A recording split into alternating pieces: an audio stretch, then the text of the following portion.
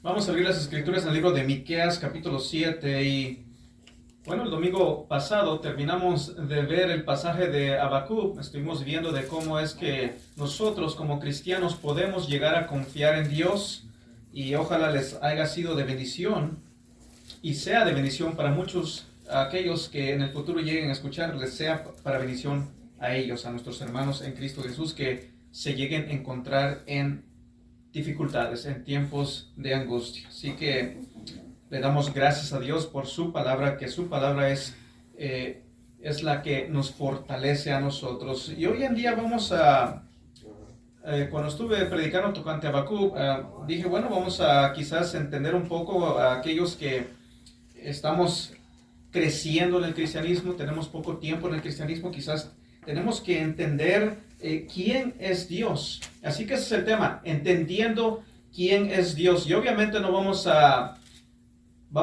profundizarnos, ¿verdad? Porque sería un tema largo en el cual quizás en el futuro tomemos el tiempo para hablar tocante los atributos de Dios. Podemos ir y ver cada atributo y poder entender bien cada uno de los atributos de Dios. Así que hoy en día simplemente quizás una hora vamos a ver lo que podemos llegar a entender tocante quién es Dios. Así que entendiendo quién es Dios. Y aquí en Miqueas 7, versículo 18 dice así la palabra de Dios: ¿Qué Dios como tú, que perdona la maldad y olvida el pecado del remanente de su heredad? No retuvo para siempre su enojo, porque se deleita en misericordia. Así que es la pregunta: ¿qué Dios como tú, que perdona, se deleita en la misericordia? ¿Quién es Dios? Es la pregunta. Es una pregunta que debemos de nosotros poder contestar, poder tener la respuesta en nuestro corazón, saber quién es Dios. Eso es algo de importancia, nosotros poder entender quién es Dios. Durante los tiempos se ha preguntado esto, y esta es una pregunta que transciende los tiempos. Quizás hoy en día estamos presentes, el día de mañana ya no lo estemos, pero los que estén en existencia van a llegar a preguntarse esta pregunta: ¿quién es Dios? Una pregunta que llega a preguntarse vez tras vez, una pregunta que necesita una respuesta, y una pregunta que es muy importante de responder.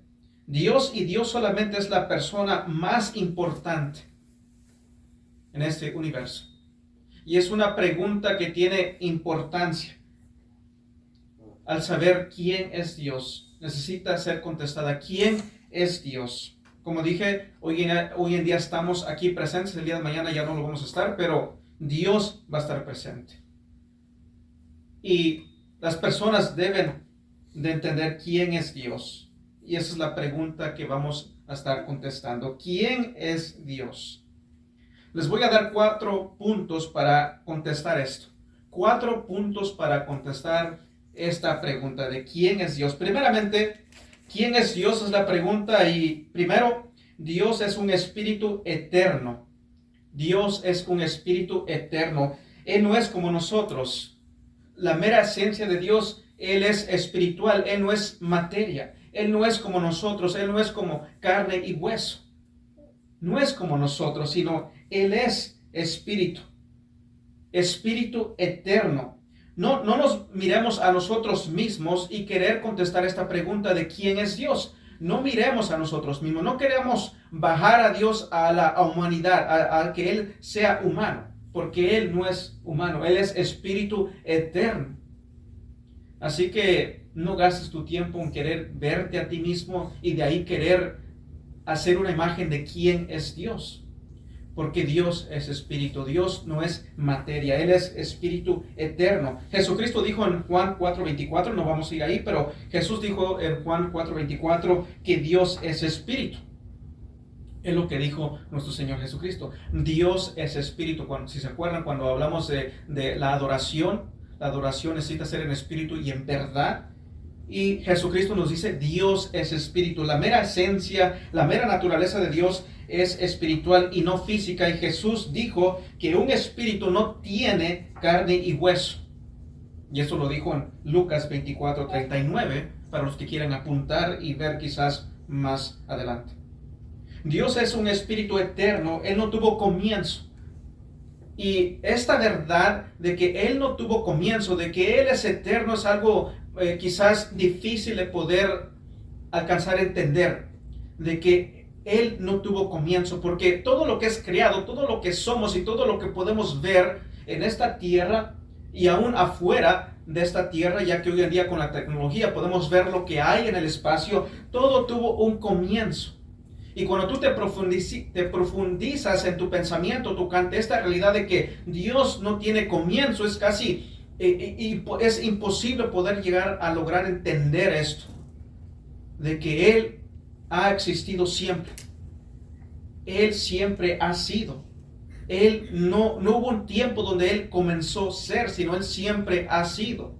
Él es el gran yo soy. Siempre es. Él no tuvo comienzo. Vamos a ir en las escrituras en 1 de Timoteo, capítulo 1. Y en lo que pensamos sobre el privilegio que tenemos de ser cristianos, de tener nuestros pecados perdonados por medio de la sangre derramada de nuestro Señor Jesucristo, nosotros rápidamente somos llevados al eterno carácter de Dios. 1 de Timoteo, capítulo 1, versículos 15 y 16. Dice la palabra de Dios, 1 de Timoteo, capítulo 1, 15 al 16. Dice el apóstol, vamos para que todos estén ahí, 1 de Timoteo, capítulo 1, versículos 15 y 16, dice la palabra de Dios. Palabra fiel y digna de ser recibida por todos, que Cristo Jesús vino al mundo para salvar a los pecadores, de los cuales yo soy el primero. Pero por esto fui recibido a misericordia, para que Jesucristo mostrase en mí el primero toda su clemencia, para ejemplo de los que habrían de creer en Él para vida eterna. Para vida eterna. La mayoría de nosotros, antes de ser salvos, vivíamos en rebeldía, en desobediencia. No vivíamos para honrar a Dios, pero por la gracia de Dios fuimos salvos. Y hoy en día hay muchos allá afuera que no son cristianos y hoy en día están viviendo en rebeldía. Y no sabe qué tan grave es esto. En vivir en rebeldía, en vivir en desobediencia, en no buscar de conocer a Dios. Ellos viven en rebeldía cada día.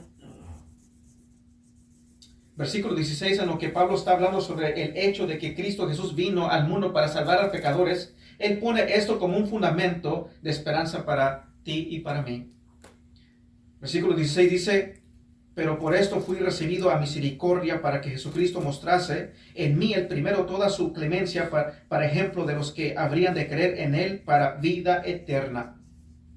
El Evangelio se proclama, y se proclama hoy en día, se proclamó a nosotros, pecadores, a venir al arrepentimiento y creer en Cristo Jesús. Y hoy en día se sigue proclamando el Evangelio a todo aquel que no ha venido en Cristo Jesús. Y así como el Evangelio fue proclamado en los tiempos antiguos, y así como el Evangelio tuvo el poder para perdonar a Pablo, si conocemos al apóstol Pablo, era un hombre que perseguía a la iglesia, un hombre extremadamente religioso. Si el Evangelio se le proclamó a él, Dios tuvo misericordia de darle salvación a él. Así igual hoy en día el Evangelio es proclamado a todo aquel que no ha venido a un arrepentimiento y fe en Cristo Jesús, aún si digamos que sea el más grande pecador que está en existencia hoy en día, ese Evangelio todavía se proclama, y se le proclama a todo pecador. Se le llama a venir al arrepentimiento y creer en Cristo Jesús para salvación. Ahora, aquí está mi punto. Nosotros que hemos sido salvos, que hemos escuchado el Evangelio, hemos venido al arrepentimiento, hemos reconocido de que somos pecadores dignos del castigo eterno, pero por la misericordia y gracia de Dios hemos obtenido salvación y salvación eterna. Vemos este punto aquí en el versículo 17, a lo que nos lleva a esto, a lo que voy al punto. Versículo 17 dice, por tanto, él está hablando de la salvación, y esto debe de ser la causa. Por tanto, al Rey de los siglos, inmortal, invisible, al único y sabio Dios, sea honor y gloria por los siglos de los siglos. Amén. Él es llevado a la exaltación a ese Dios que es espíritu eterno. Y así todo cristiano es llevado a esa exaltación, a exaltar al Dios eterno, que es espíritu eterno, inmortal, invisible, al único sabio Dios, sea honra y gloria por los siglos de los siglos. Amén. Él es tan diferente a nosotros. Él es perfecto. Él es eterno. Él no tuvo comienzo. Él es soberano, creador, en lo cual vamos a estar viendo. Lo único correcto para nosotros hacer es adorar. Adorar al único Dios verdadero, inmortal, espíritu eterno. Nuestra reacción debería de ser adorarle a Él. Y es triste de que, como dije, hablando de los que no han venido a Cristo, muchos de ellos no quieren reconocer de que hay un Dios. No quieren dar esta exaltación al Dios verdadero, porque al hacerlo significa de que debes de sujetarte a Él, y eso muchos no quieren hacer. Pero no juegues con este Dios, que es un Dios que es espíritu eterno, porque muchos están allá afuera jugando con ese Dios. Y Dios, sí, la Biblia nos dice que es misericordioso. Él es amor, pero también es fuego consumidor. Él es paciente y misericordioso. Pero, como dicen las Escrituras, Él ha establecido un día donde va a juzgar con justo juicio. Así que no juegues con Dios, con el Dios que es espíritu eterno. 1 Timoteo 6, vea cómo el apóstol es inspirado a adorar. Él adora a Dios. Adora a aquel Dios todopoderoso por la salvación que Él ha recibido. Vamos aquí en 1 Timoteo 6, versículos 13 y 14. Vemos cómo Él es inspirado a adorar. Dice: te mando delante de Dios, que da vida a todas las cosas, y de Jesucristo, que dio testimonio de la buena profesión delante de Poncio Pilato, que guardes el mandamiento sin mácula ni reprensión hasta la aparición de nuestro Señor Jesucristo. Así que aquí vemos el mandato. Vemos un mandato que se le da. Nosotros todos tenemos un deber de alabar y adorar al Dios poderoso. Versículos 15 y 16 dice: la cual a su tiempo mostrará el Rey bienaventurado y solo soberano, Rey de reyes y Señor de señores. Vemos cómo se es llevado a exaltar, a adorar al Dios verdadero. El bienaventurado y solo soberano, Rey de reyes y Señor de señores. El 16, el único que tiene inmortalidad, que habita en luz inaccesible, a quien ninguno de los hombres ha visto ni puede ver, al cual sea la honra y el imperio sempiterno. Amén. Así que a Él sea la honra, al Rey de reyes, Señor de señores. Anteriormente hablaba de la salvación y tenemos un deber, que nuestra reacción es de alabar y adorar a nuestro Rey, al Rey de reyes, al único verdadero Dios. Es digno de nuestra alabanza, de nuestra adoración. Eso debe de ser nuestra reacción, de adorarle. Y cuando hablamos anteriormente de adorar, ¿verdad? Adorar en espíritu y en verdad. Que sea de corazón. Y sea con un correcto entendimiento de quién es Él. En espíritu y en verdad, adorarle. Este espíritu invisible, quien es Dios, existía antes de la creación y no tiene fin. Nosotros podríamos quizás en nuestra mente pensar lo más atrás que podemos pensar. Ir desde Génesis 1:1. Y Dios ya estaba. Dios ya existía. Dios siempre ha sido. No hubo comienzo y no tiene fin. Dios es eterno, espíritu eterno. Ahora, pensando sobre el segundo mandamiento y la adoración de Dios, podemos ver de que como una imagen no puede representar al Dios que es espíritu eterno. No lo puede representar correctamente. Según unos usan una imagen para que los ayude a adorar al Dios creador del cielo y la tierra. Pero no, una imagen no te puede representar a Dios correctamente, más bien mancha la imagen de Dios. Porque Dios no es yeso. Dios no es de carne y hueso.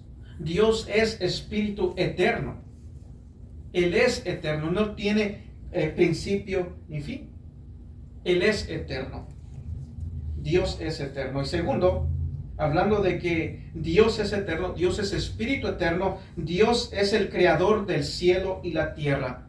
Dios es el creador del cielo y la tierra. Dios es un espíritu eterno. Segundo, Dios es el creador del cielo y la tierra. Las escrituras enseñan de que Dios hizo los cielos y la tierra en 6 días de 24 horas. 6 días de 24 horas. Es lo que la Biblia nos enseña a nosotros. Aunque hay personas que quieren decir lo contrario, muchos científicos hoy en día te van a decir, por ejemplo, cuando tú vas a la escuela o ves en las noticias que esta creencia influye mucho, y muchos te dicen, no, es que tal piedra o tal hueso tiene millones y millones y millones de años. Es mentira. Porque esta tierra no tiene millones y millones de años. Pero muchos te mienten así. Pero eso es una mentira. Dios hizo los cielos y la tierra en 6 días de 24 horas. Dios creó los cielos y la tierra, es lo que la Biblia nos dice. La Biblia simplemente declara en Génesis 1:1, en el principio Dios creó los cielos y la tierra. ¿Quién fue el que creó todo lo que hay? Es Dios. Dios lo hizo. La Biblia no busca tratar de defender esto, simplemente te lo dice, te lo declara como un hecho. Es Dios que creó los cielos y la tierra, y lo debemos de creer. Lo debemos de creer. Creer las escrituras, creerlo desde el principio al fin, desde Génesis a Apocalipsis, creer las escrituras. Vamos a ir aquí en Hebreos capítulo 11, Hebreos 11:3. Así que Dios es creador del cielo y la tierra, de las galaxias, del universo. Hebreos 11, versículo 3. Por la fe entendemos haber sido constituido el universo por la palabra de Dios, de modo que lo que se ve fue hecho de lo que no se ve. Así que por la fe entendemos haber sido constituido el universo por la palabra de Dios. El Creador. Vemos cómo es ese poder. Él habló y fue creado. De la nada. Todo lo que vemos se creó. Dios habla, se crean las cosas, aparece el hombre en esta tierra y adora a Dios. Adora a Dios, que es espíritu eterno, al Dios creador de los cielos y la tierra. Adoración. Deberíamos de ser llevados a adorar, al ver y entender quién es Dios. Dios es creador de los cielos y la tierra. Vamos a ir aquí al libro de Job. Vamos a ir a Job. Vamos a ver algo ahí. Hablando de que Dios es creador del cielo y la tierra. Conocemos, la mayoría de nosotros conocemos la historia de Job. En Job 38, versículos 1 y 3. Conocemos la historia, sabemos de que Job está pasando por un tiempo dificultoso, sabemos la aflicción que le está pasando, y hay cierto dilema en su corazón, en su pensamiento. Y vemos aquí en Job 38, versículos 1 y 3, de que Dios responde. En Job 38, versículo 1 al 3 dice así: Entonces respondió Jehová a Job desde un torbellino y dijo: ¿Quién es ese que escurece el consejo con palabras sin sabiduría? Ahora ciñe como varón tus lomos, yo te preguntaré y tú me contestarás. Así que me gustaría que se pongan en el lugar de Job por un tiempo. Vemos de que él está pasando su aflicción, tiene preguntas, tiene conflictos. Hay en los capítulos anteriores, sabemos que le llegan sus amigos, no le dan buen consejo, él comienza a cuestionar cosas, tiene preguntas, quiere razonar, y aquí Dios le contesta. Ahora dice, espérame. Dice, yo te voy a hacer preguntas ahora. Aquí Dios le habla, le pregunta a Job. Y esto es algo que nosotros también debemos de poder ver y meditar. Versículos 4 al 7 dice, ¿dónde estabas tú cuando yo fundaba la tierra? ¿Dónde estabas tú, Job? ¿Dónde estabas tú? ¿Dónde estaban aquellos que hoy en día hablan y se jactan y quieren hablar en contra de la realidad de que hay un Dios verdadero? ¿Dónde estabas tú cuando yo fundaba la tierra? Házmelo saber si tienes inteligencia. ¿Quién ordenó sus medidas, si lo sabes? ¿O quién extendió sobre ella cordel? ¿Sobre qué están fundadas sus bases? ¿O quién puso su piedra angular? Cuando alababan todas las estrellas del alba y se regocijaban todos los hijos de Dios. ¿Dónde estabas? ¿Dónde estabas cuando Dios creó el cielo y la tierra? Cuando Dios creó el universo. ¿Dónde estabas? Ponte a empezar un poquito. Si Dios te dijera, el creador del cielo y la tierra, si te pones a pensar en cómo esta tierra cuelga sobre nada y cómo esta tierra está girando a una velocidad muy alta, pero al mismo tiempo, como nosotros estamos aquí, hay una capa de protección, está la gravedad y cómo todo eso funciona, cómo es que está girando, pero nosotros no sentimos que está girando y cuelga sobre nada. Y cuando estábamos en la alabanza de oración vimos, ¿verdad?, el espacio. Y si se dieron cuenta, vimos que habían como bastantes luces. En esa imagen es de que esto hace no largo tiempo se descubrió, pero sabemos que existe en nuestra galaxia. Y había este telescopio ahí en el espacio, si no me equivoco, y hubo un tiempo cuando estaba apuntando sobre algo que se miraba a lo lejos, pero se miraba oscuro, pero en lo que se llegaron a enfocar bien y con el tiempo llegaron a ver de que esos puntitos comenzaron a ver luces y comenzaron a ver bastantes. Con el tiempo descubrieron de que esas son miles y miles y miles de galaxias. Y si tú tienes un entendimiento de qué tan grande es nuestra galaxia y de entender de que hay miles y miles de galaxias, tú puedes ver la grandeza que es el universo.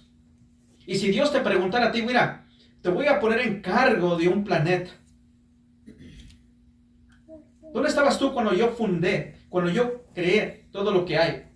Si Dios te pusiera a cargo de un planeta, de guardar de que esté flotando como debe de flotar, esté su rotación y todo lo que tenga que hacer para que se mantenga donde está funcionando como debe de funcionar. ¿Tú no sabes? ¿Tú no sabes cómo funciona? ¿Cómo funcionan los elementos? ¿Cómo eso se va a llevar a cabo para que esté ahí y esté funcionando, esté en el lugar que debe de estar? Por ejemplo, la luna está en su lugar donde debe de estar. Si se acerca un poco más, vamos a tener consecuencias graves con el mar, con el clima, con el frío. Si el sol se acercara un poco más de lo que su límite es, nosotros estamos en un muy grave problema. Le contesta, ¿dónde estabas tú cuando yo fundaba la tierra? ¿Dónde estabas, Job? ¿Dónde estabas?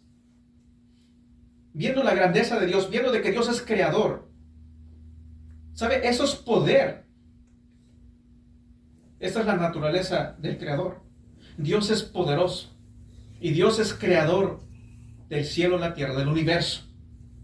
Dios habló y vino a hacer todo lo que vemos, todo lo que los científicos durante el tiempo han llegado a lograr a ver, a encontrar. ¿Quién es Dios? Él es el creador del cielo y la tierra, un espíritu eterno, quien hizo todo lo que vemos alrededor nuestro, excepto el pecado. Y así que le adoramos, porque Él es digno de alabanza y adoración.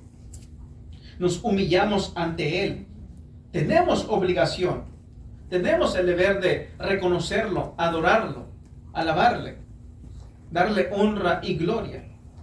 Y así que en lo que comenzamos a contestar la pregunta, ¿quién es Dios? Pronto puedes ver de que entre más y más contestamos la pregunta, más grande Él se ve y más pequeño nosotros nos sentimos. Y eso es exactamente lo que debería de suceder. Eso es exactamente lo que la contemplación, al contemplar de quién es Dios, debería de hacerle al hombre. De sernos humildes, de sernos más pequeños y poder ver la grandeza de Dios. ¿Qué tan grande es Dios? Dios, el creador del cielo y la tierra. Tercero, Dios es grande. Dios es grande. Y es difícil de encontrar palabras que no han sido manchadas. Porque hoy en día esta palabra grande se usa, o alguno podrá decir, oh, qué gran película vimos. O qué gran logro hizo esta persona. Pero en realidad no hay palabra que pueda expresar la grandeza de Dios.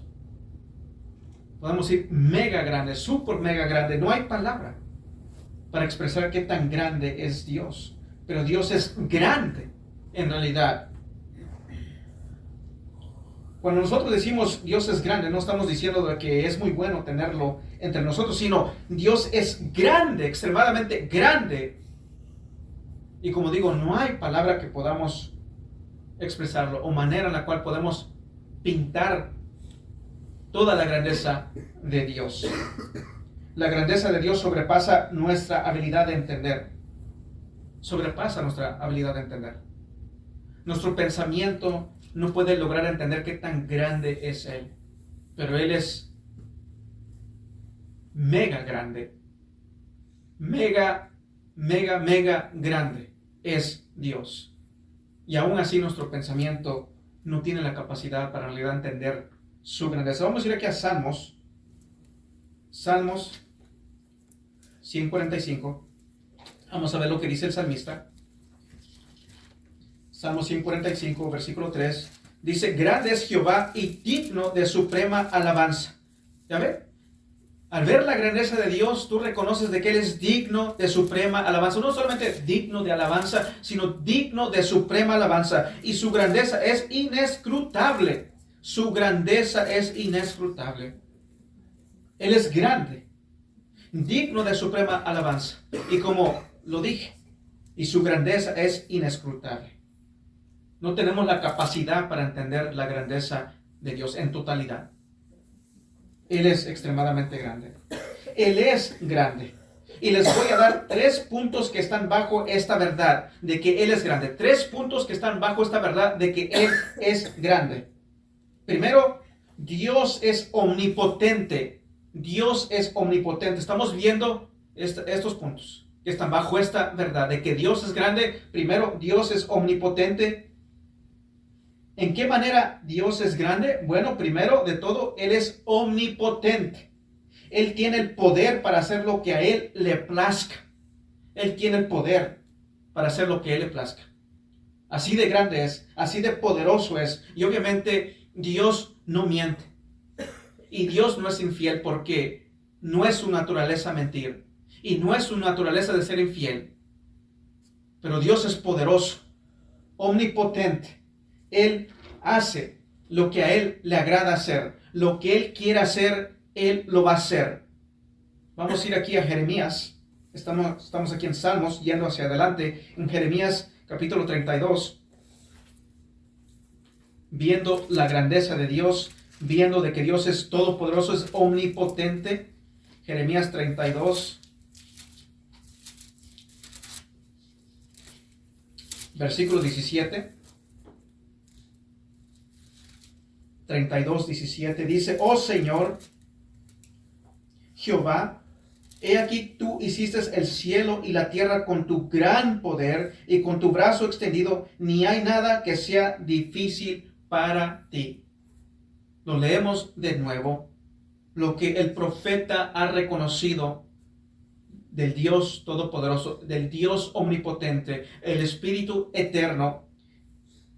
oh Señor Jehová, he aquí tú hiciste el cielo y la tierra con tu gran poder y con tu brazo extendido, ni hay nada que sea difícil para ti. No hay nada que sea difícil para Él. No hay nada imposible para Él. Lo que Él quiera hacer, Él lo va a hacer. Él es poderoso para hacerlo. Y lo va a hacer. Lo que Él quiere hacer, lo que le plazca, lo que es conforme a su naturaleza, Él lo hace. No hay nada que lo pueda estorbar. No hay nada difícil para Él. Él es omnipotente. Él es poderoso. ¿Qué tan poderoso es? Bueno, Él es tan poderoso, tan grande, que Él llegó a tu corazón de piedra y lo hizo un corazón de carne. Él llegó a tu corazón que era rebelde y lo convirtió para que sea un corazón que se somete a Él, que le alaba a Él, que le da gloria a Él, que busca vivir para la honra y gloria de Él. Ese es el Dios poderoso. ¿Qué tan poderoso es? Que Él tiene el poder de llegar a esos corazones que son de piedra y hacerlos un corazón de carne y voltearlos a que se vuelvan, a que vayan a Dios, se sujetan a Dios, que busquen de Dios.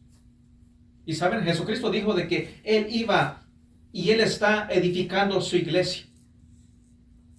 Y no nos tenemos que preocupar de esto, porque Él es poderoso, Él es omnipotente, y Él hace lo que a Él le plazca, y Él a su tiempo, todos aquellos de los cuales Él tiene en su plan, en Él predestinar a dar salvación, van a llegar tarde que temprano. Cuando a Él le plazca, Él va a llegar a esos corazones de piedra y los va a convertir en un corazón de carne. Él va a llegar a esas personas rebeldes y los va a traer aquí. Así que nosotros no tenemos que manipular aquí, no tenemos que hacer como otros hoy en día están haciendo, que hay iglesias donde el que se pone enfrente según a predicar, porque nada más es una charla motivacional, no es una predicación, ponen una musiquita ahí para tratar de que se sienta y tratar de llegar a las emociones. Tratan de manipular las emociones de las personas.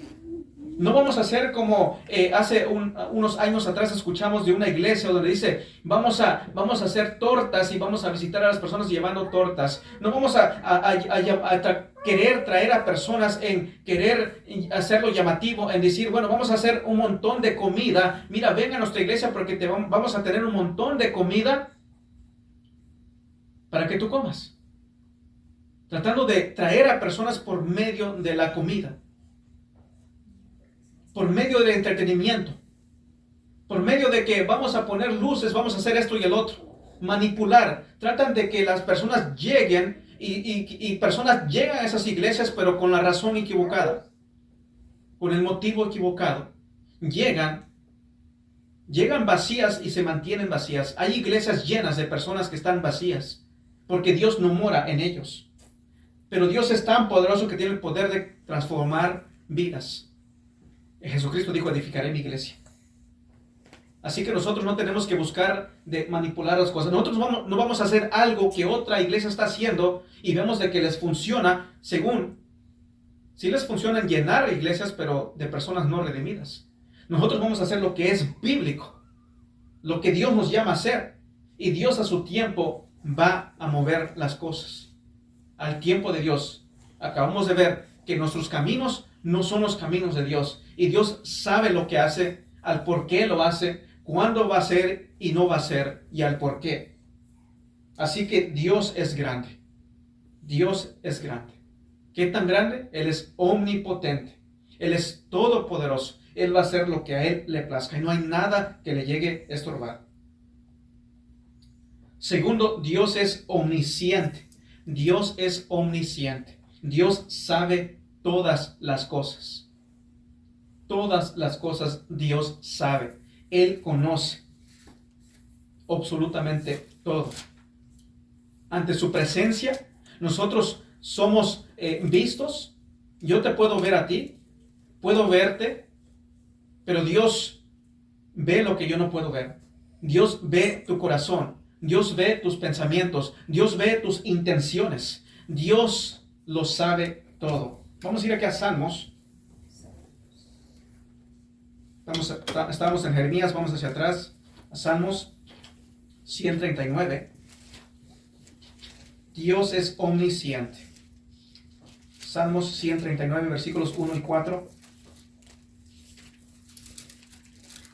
Dice, oh Jehová, tú me has examinado y conocido. Tú has conocido mi sentarme y mi levantarme. Has entendido desde lejos mis pensamientos. Has escudriñado mi andar y mi reposo. Y todos mis caminos te son conocidos, pues aún no está la palabra en mi lengua. Y he aquí, oh Jehová, tú la sabes toda. Tú lo sabes todo.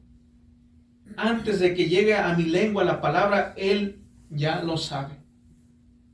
Dices, bueno, pero yo hablo muy rápido. Bueno, aunque hables muy rápido, antes de que salga esa palabra, Él la conoce. Y no trates de querer adelantarte. Dios sabe, lo conoce. Antes de que llegue a tu pensamiento, Él ya conoce el pensamiento. Ya conoce la palabra. Él es omnisciente en realidad. Y para ustedes que realmente buscan caminar con Cristo y a veces fallan, eso es algo que cuando yo pienso es algo que me sorprende. Porque Dios lo sabe todo. Y Dios sabe nuestro caminar, sabe nuestro andar y sabe nuestros tropiezos.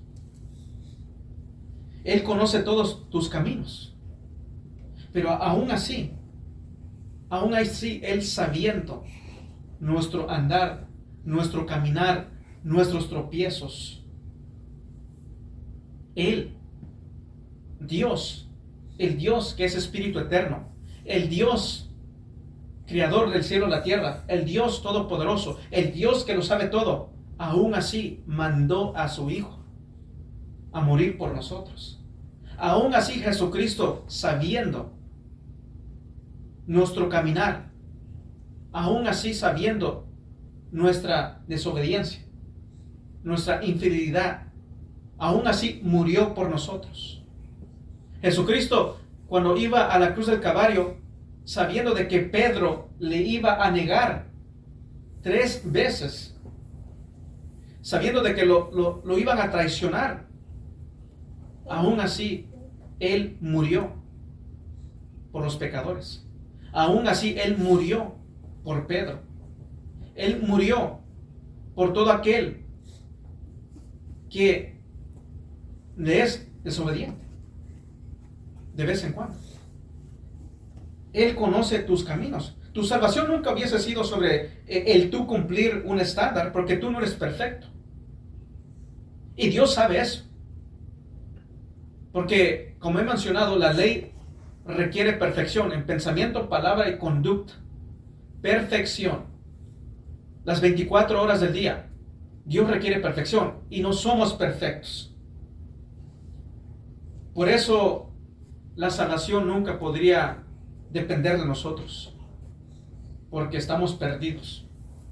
Pero Dios en su misericordia mandó a su Hijo a morir por nosotros, aún sabiendo de que íbamos a tropezar, de que a veces no íbamos a hacer su voluntad, pero aún así Él murió por nosotros. Cristo Jesús vino.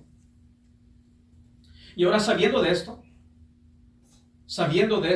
de que Dios conoce todo, aún así la hipocresía no es escondida. Dios conoce la hipocresía. Dios conoce, hemos estudiado anteriormente tocante de que Dios, Cristo Jesús nos dice en Mateo 7 de que en aquel día muchos le van a decir, Señor, Señor, van a decir, te conocemos, pero no le conocían en realidad. Hoy en día hay personas que van a iglesias simplemente, por ejemplo, van jóvenes a las iglesias simplemente porque los padres, es la expectativa de los padres. O muchos están en una iglesia simplemente por unas razones equivocadas. Pero Dios conoce el corazón, Dios conoce los pensamientos, Dios conoce las intenciones. Y tú no puedes jugar a la iglesia. Hay personas en el mundo que algo en su corazón les dice de que hay un Dios verdadero, pero ellos quieren rechazar esa verdad. Y quieren hacerse los que no saben. Quieren hacerse los que no pueden ver la realidad. Y son hipócritas. Pero ante la presencia de Dios, Dios mira la hipocresía. Dios mira la hipocresía. Y Dios conoce. Podemos ver hemos escuchado de varias cosas que han sucedido en el mundo o en las iglesias, que con el tiempo se ha visto, pero Dios lo conocía.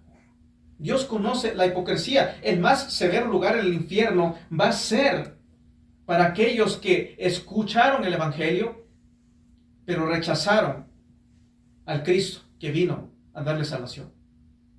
Va a ser para aquellos que se les mandó, se les dio el mandato del arrepentimiento.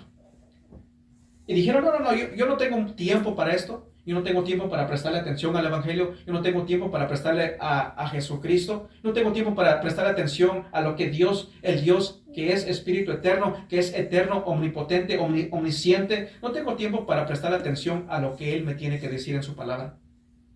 No tengo tiempo para eso hoy en día. Para ellos, si mueren en ese estado de rechazo, en ese estado de, bueno, como muchos hoy en día llegan a decir, bueno, yo creo en Cristo, yo creo que Él vino y murió por nosotros, pero yo no soy religioso. Yo creo en Cristo, pero yo no tengo que ir a una iglesia. Yo creo en Cristo, pero pues yo no leo la Biblia todos los días. Yo creo en Cristo, pero pues yo simplemente creo en Cristo y yo creo que aquí estoy bien. Sin ir a una iglesia, sin congregarme, sin buscar de ver qué es la voluntad de Dios. Porque Cristo Jesús vino a salvarnos, pero no solamente a salvarnos de la condenación eterna, sino vino a salvarnos del pecado que mora en nosotros, que es la santificación. Y muchos simplemente dicen, bueno, yo creo en Dios y ya estoy bien. Voy a creer en Dios a mi manera. Déjame decirle que esas personas, si mueren en ese estado, su lugar en el infierno va a ser muy severo. Y la Biblia nos dice que hay niveles de castigos en el infierno, porque obviamente Dios es justo y no todos van a ser castigados igual, pero hay niveles de castigo. Aquellos que rechazan al Cristo, aquellos que rechazan a ese Dios, Espíritu eterno, que no tiene comienzo ni fin, que es todopoderoso, que lo sabe todo, no vas a tener excusa en aquel día. No van a tener ninguna excusa. No van a tener excusa. Bueno, es que yo traté de buscarte, no sabía la verdad. O es que me presentaron, me hablaron de ti, Dios, pero no pude aceptar esta verdad. Bueno, abracé mucho y quise y amé la verdad de que tú eres amor, pero no pude aceptar la verdad de que eres justo y que eres fuego consumidor. Ese Dios no lo quiero. A ese Dios yo lo rechazo. A mí me gusta ese Dios que me presentan allá en tal lugar. A mí me gusta ese Dios que me presenta el testigo de Jehová. A mí me gusta ese Dios que me presenta el adventista del séptimo día. A mí me gusta ese Dios, pero no me gusta el Dios de la Biblia. Y simplemente me voy a hacer ciego a la verdad que yo encuentro en las Escrituras. Porque cuando tú miras en Mateo, miras que el castigo es eterno y entiendes que es eterno, te quieres cegar y decir, bueno, no lo veo. Me voy a cegar a eso. No lo quiero ver. Y quiero rechazar eso. En aquel día va a ser severo el castigo para ellos. Porque rechazan la verdad. Así que si ves en la omnisciencia de Dios, Él sabe. No hay secretos ante Él. Él lo sabe todo. Él conoce todo. Él es grande. Él es omnipotente. Él es omnisciente. Y tercero, Él es omnipresente. Él es omnipresente. Salmos 139. Él está en todo lugar presente en su creación. Aunque Él es separado y distinto de la creación. Salmo 139, versículos 7 y 10. Dice, ¿a dónde me iré de tu espíritu? ¿Y a dónde huiré de tu presencia? Si subiere a los cielos, ahí estás tú. Y si en el Seol hiciere mi estrado, ahí, he aquí, ahí tú estás. Si tomare las alas del alba y habitare en el extremo del mar, aún ahí me guiará tu mano y me asirá tu diestra. Dios está presente. Nuestra comunión con Dios trasciende límites físicos. Él está presente. No hay lugar donde Él no está. No hay lugar donde Él no está presente. Él es omnipresente. Él está en todos los lugares. En todo tiempo. Donde sea que te vayas. Aunque quieras irte al universo. Aunque quieras esconderte en la luna. Dios está ahí. Aunque quieras irte a lo más profundo del mar, Dios está ahí. Aunque quieras irte al lugar más oscuro, Dios está ahí. Dios está presente. Cuando tus amigos, tus familiares te rechazan, nunca estás solo. Nunca estás solo. Vamos a ver lo que Salmos 23, ¿lo conocemos? Nunca estás solo. El cristiano nunca está solo, porque Dios está ahí con nosotros. En Salmos 23:4 dice así. Dice, aunque ande en valle de sombra de muerte, no temeré mal alguno. ¿Por qué? Porque tú estarás conmigo. Porque tú estarás conmigo. Anda donde yo ande. Él está con nosotros. Dios es omnipresente. Dios está en todo lugar. Dios está con nosotros. Jesucristo dijo, yo estaré con vosotros hasta el fin. Él va a estar con nosotros. Dios es omnipotente, omnipresente, omnisciente. Esos atributos enseñan de que Dios es soberano. Dios es soberano. Dios es todopoderoso. Dios lo ve todo. Dios lo puede todo. Imagínate por un momento de que este Dios, este gran Dios, con todo el poder que tiene, que es todopoderoso, imagínate por un momento si Él fuera diferente. Imagínate si Él fuera un Dios como es el Dios, los dioses paganos, los falsos dioses paganos. Si fuera un Dios que estuviera enojado en contra de nosotros. Imagínate por un momento que si Él fuera diferente, si Él no fuese misericordioso, bondadoso, si Él fuera un Dios que lo ve todo, lo sabe todo, y estuviera airado contra nosotros. Imagínate, estuviésemos perdidos. Ya hubiésemos sido consumidos. No hay manera alguna que tú pudieses reconciliarte con ese Dios si Él fuera diferente. Si no fuera bondadoso, misericordioso, que perdona los pecados. Estuviésemos perdidos. Estuviésemos perdidos. Así que hemos visto de que Dios es un espíritu eterno. Él siempre ha existido. Él no tuvo comienzo. Siempre ha sido. Él es creador del cielo y la tierra, de las galaxias, del universo. Él lo creó todo. Él es grande. ¿Qué tan grande? Lo sabe todo. Lo puede todo. Lo conoce todo. Lo ve todo. Y cuarto, Dios es bueno. Dios es bueno. Y eso es bueno, ¿verdad? Dios es bueno. El carácter de Dios es bueno. Él es bondadoso. Ahora, nosotros pudiésemos hablar de varios atributos. Como dije, podríamos tomar cada atributo y hacer un mensaje por cada uno de ellos. Pero nada más voy a mencionar dos aspectos de la bondad de Dios. Primero, Dios es amor. Dios es amor. Y cuando la Biblia habla sobre el amor de Dios, no está hablando de un amor sentimental, de un amor artificial, de un amor que tú miras en las películas. No estamos hablando de ese tipo de amor. No estamos hablando de un amor que tú puedes ver en las canciones románticas de hoy en día. Que hablando del amor del ser humano, yo te extraño, o yo no puedo comer por esto y el otro, te necesito, te necesito. En otras palabras, te necesito, yo te necesito a ti, yo dependo de ti, necesito que me ayudes. No puedo comer, vente conmigo para que yo pueda comer. No puedo estar feliz, quiero que estés conmigo para que yo sea feliz. Para que yo me sienta bien, para que yo esté contento, para que yo esté cómodo. Entonces es un amor que es egocéntrico en sí mismo. Pero de ese amor no estamos hablando nosotros. No estamos hablando de ese tipo de amor egocéntrico, como lo es el del mundo. Porque si no te extrañara, porque si pudiese comer, ¿desde cuándo ya me hubiera olvidado de ti? ¿Verdad? Es lo que estas canciones podrían llegar a decir. El amor artificial. El amor de Dios significa de que Él obra para el más alto bien de aquellos en quienes Él fija su afecto. Ese es el amor de Dios. No es un amor superficial como lo vemos en el mundo. Así que el amor de Dios significa de que Él obra para el más alto bien de aquellos en quienes Él fija su afecto. Ese es el amor de Dios. Él busca el más alto bien de aquellos en los cuales Él fija su afecto.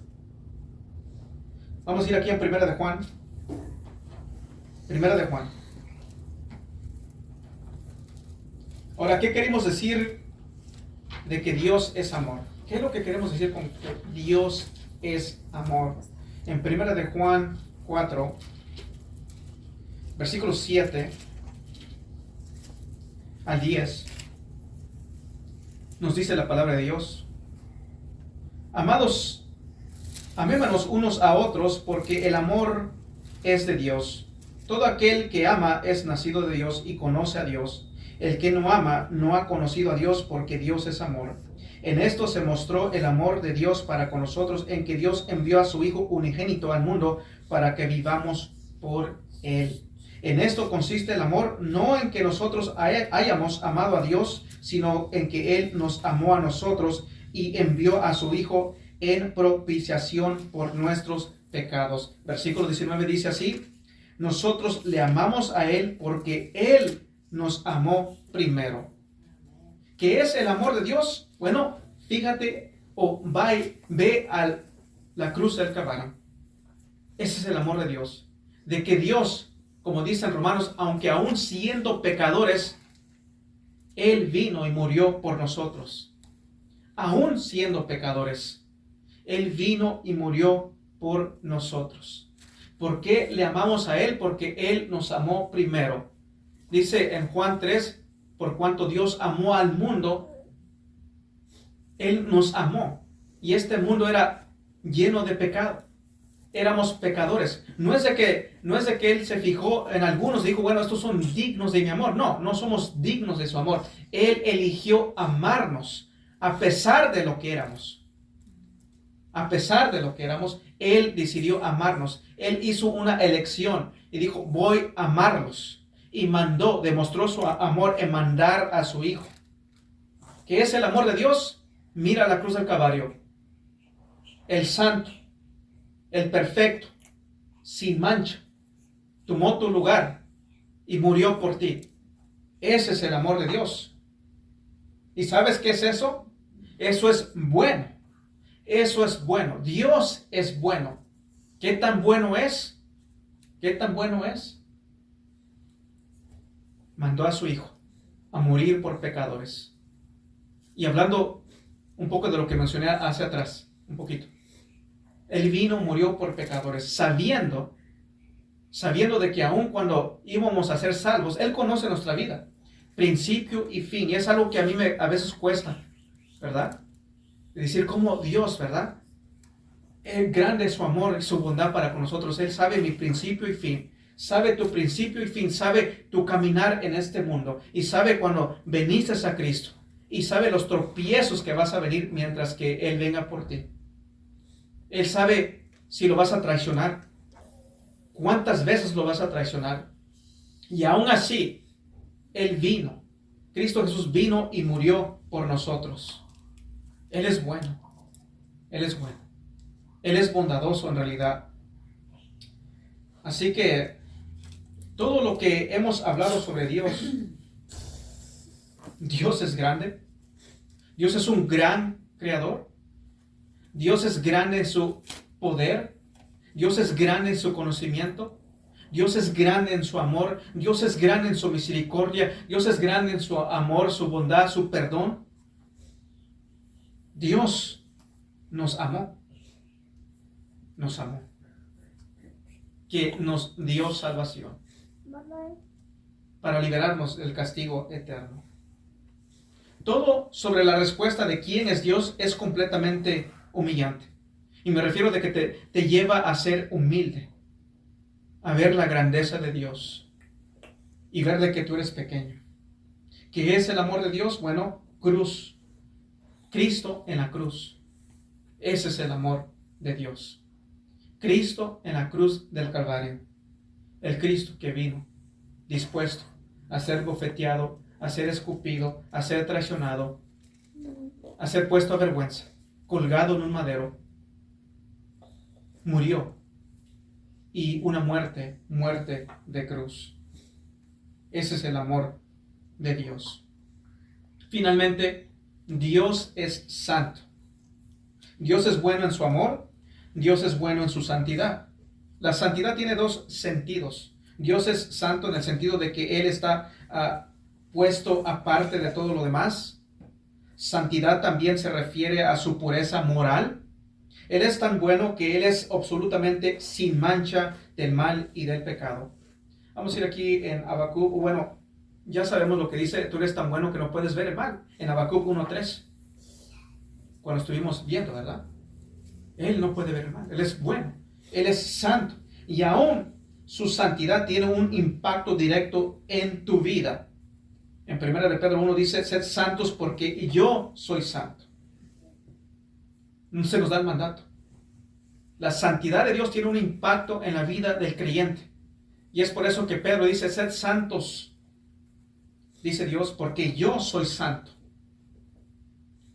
Yo soy santo. ¿Debemos aprender a odiar el pecado? ¿O llegaremos a odiar al Dios que nos dice que nos apartemos del pecado?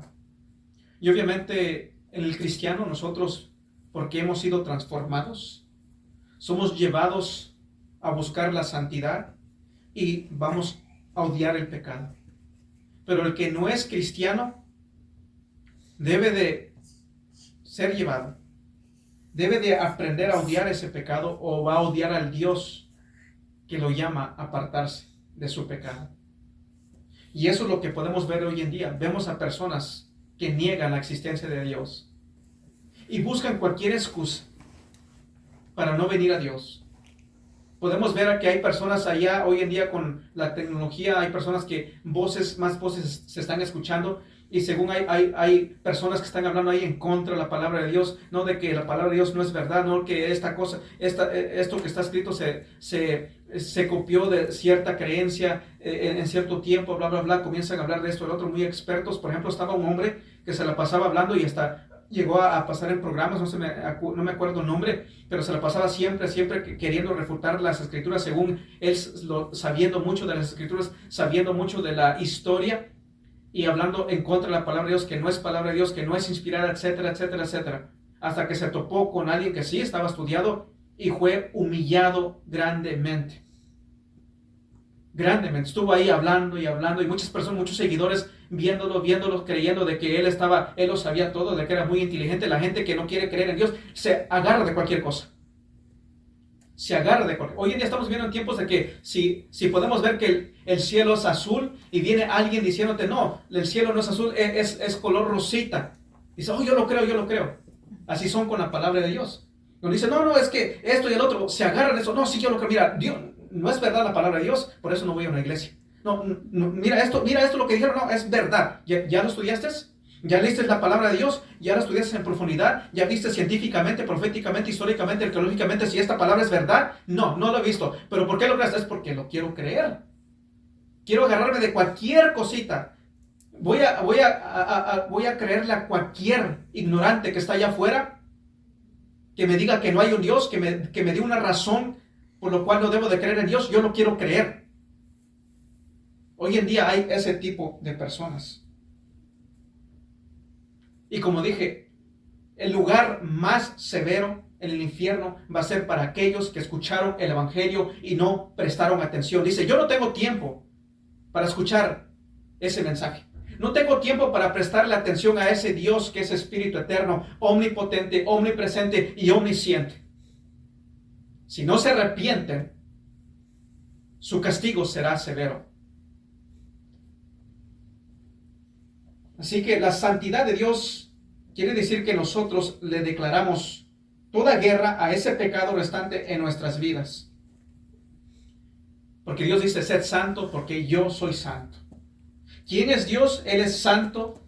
Esto significa de que nosotros nos apartemos del pecado. Porque Él nos dio el mandato. Sed santos porque yo soy santo. ¿Quién es Dios? Dios es un espíritu eterno. Él es el creador de los cielos y la tierra. Él es grande. Él es bueno. Y el punto final, la respuesta a la pregunta, ¿quién es Dios? La naturaleza de Dios da el llamado a la reverencia.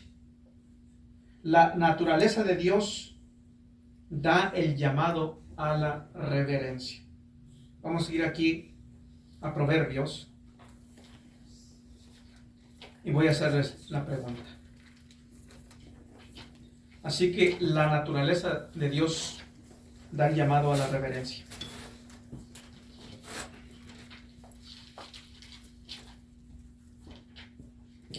Proverbios capítulo 1.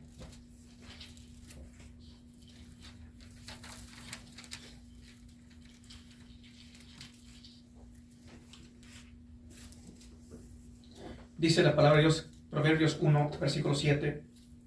Dice, el principio de la sabiduría es el temor de Jehová. Esta habla de reverencia, una reverencia suprema. El principio de la sabiduría es el temor de Jehová. Los insensatos desprecian la sabiduría y la enseñanza. Lo repito de nuevo. El principio de la sabiduría, que es una suprema reverencia a Dios, es el temor de Jehová. Los insensatos desprecian la sabiduría. No quieren darle reverencia a Dios. No quieren reconocer a Dios. Así que los insensatos desprecian la sabiduría y la enseñanza. Una pregunta, ¿será que tú le temes a Dios? ¿Será que tú tienes una reverencia ante la presencia de Dios? ¿Le temes a Dios? Es la pregunta. Bueno, te voy a decir algo. Tu vida es la respuesta a esta pregunta. Si le temes a Dios o no. Examina tu vida.